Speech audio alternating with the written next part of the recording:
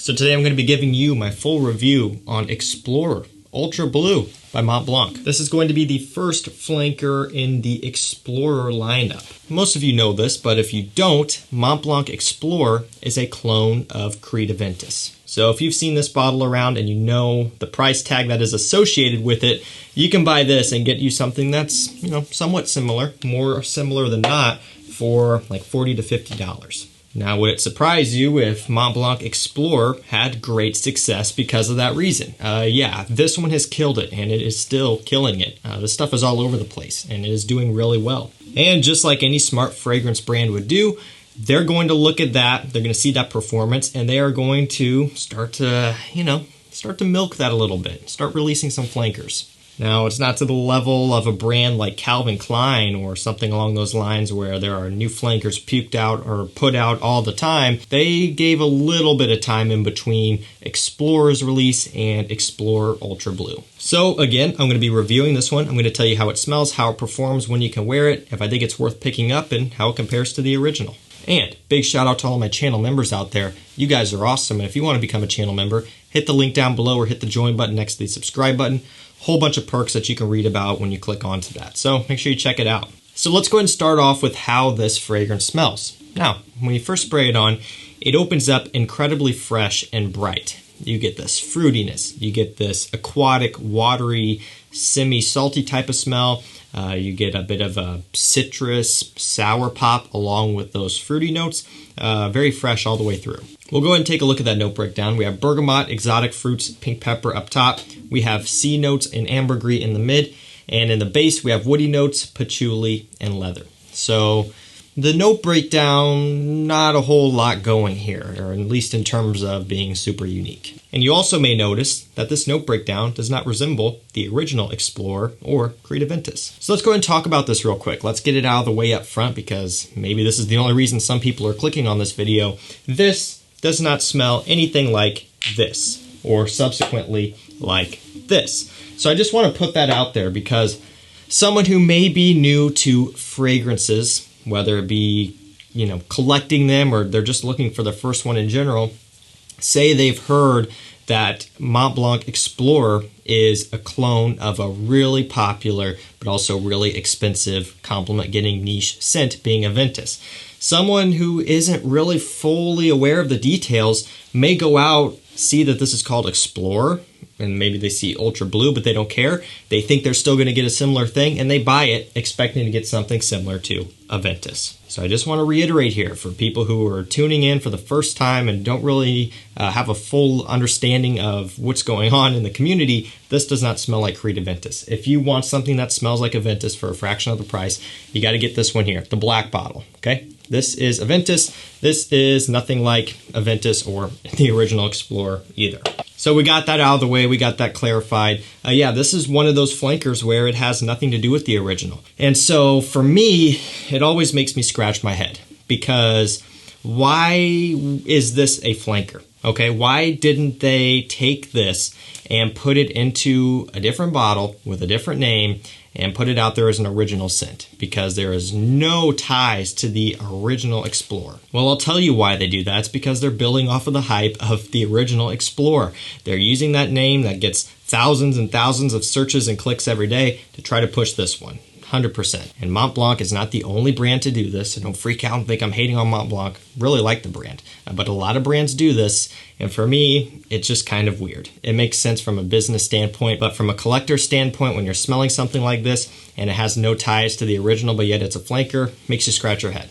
I think it would have been smart for them to release a flanker that smells like Aventus Cologne, which is a flanker of Aventus. That one utilizes a lot of orange, has more of a creaminess, a heavy focus on musk and vetiver as well. It's a different take on Aventus. I think it would have been smart and a good idea to do something like that. So it still has ties to the original Explorer, but with yet another twist on it, and that would also be another clone, which people could make videos about, saying that it is a clone of Aventus Cologne. That was a little bit crazy there. And then that would also do very well. Instead, they give us this, which for sure does smell pleasant, but this is not going to do nearly as well as the original Explorer. And I think there is potential to approach this differently, and I think they could have done a better job. I do understand that maybe they were taking a shot at creating a blue fragrance inspiration. When you look at the name and the bottle, you would think that, and sure, maybe that's what they were trying to do, but again, why a flanker? Enough about the flanker stuff. I feel like that had to be said at some point, so I apologize for droning on about that for too long, but back to the scent. Opens up with the fruits, a little bit of pink pepper spiciness, but not a whole lot. And along with that opening, the C notes come through right away, giving it like a watery, aquatic, salty smell.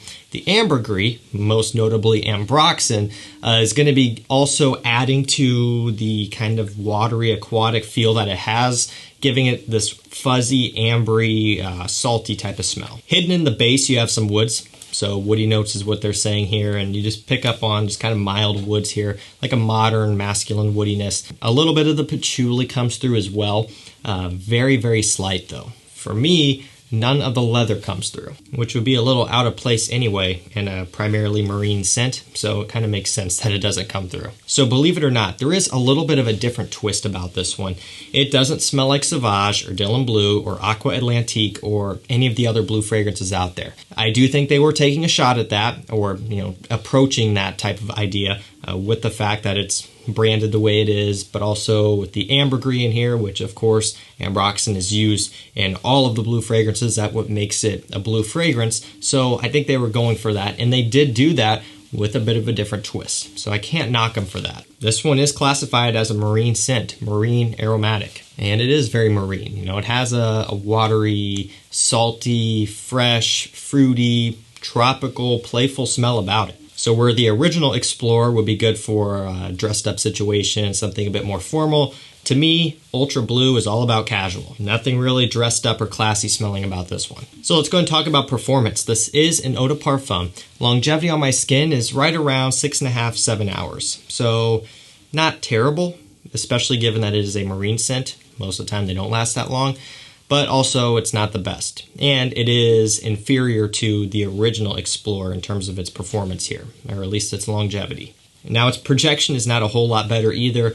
It's more, for me, a personal space scent. So, within a very small radius is about what it'll do, and it will leave a little bit of a sillage behind you, but primarily it stays relatively light and close to your skin. Now that will change if you get some heat on this one. If you're wearing it out in the summer like it's intended to, you'll get a bit more distance out of it, but still nothing crazy. So performance is maybe a bit lacking here. Again, for me, I understand it's a marine scent. For people who are performance junkies, this is not going to hold up for you. And we already kind of said this, but best time of year to wear this is going to be in the summertime, just warm weather. Late spring, once it starts to really get hot, would be a good time for this one too.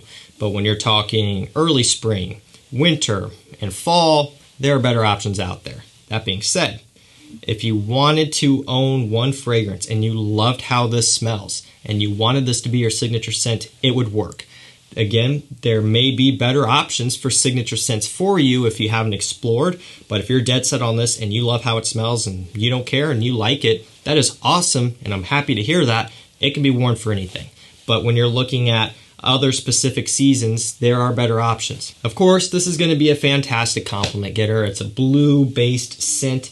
It's from Montblanc, which overall does put out fragrances that are mass-pleasing. And this one is also on discounters, by the way, so it can be picked up at a price under retail, which is nice. I wouldn't really pay retail for this one. I don't think it's worth the retail price. I do think, for the right person, it would be worth the discounted price, so hit that link down below and check it out if you're interested. I think that's where I'm going to leave this one. As my full review on Explorer Ultra Blue.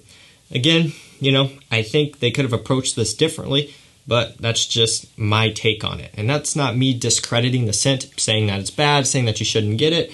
I think maybe this would have done better if it was standalone because of the reasons I talked about in the beginning, but also because this would piss some people off when they're expecting something similar to Explorer and they don't get that. They're not going to be happy with this, and they may not even support it just because it's a flanker, right? Maybe they like the smell of it and they would have been okay with it in its own line, but because it's kind of a bit misleading here and just completely different, then maybe they wouldn't really like it all that much. I don't know, that's just my take on it. Again, a lot of brands do this sort of thing, but here I just found it to be a little bit strange. So I think that's going to do it for me. Let me know down below, what are your thoughts on Explorer Ultra Blue? Which one do you prefer, the original or this new flanker? Do you think there's going to be more flankers coming? Are you excited for those or not so much? And remember, if you want to get access to vlogs, bonus top 10s, bonus reviews, watch these videos before everyone else, and also join a private group chat with me and the other members, check out the channel memberships that will be linked down below. Thank you so much for watching. Stay safe, stay healthy. We'll see you tomorrow with another one. Take care.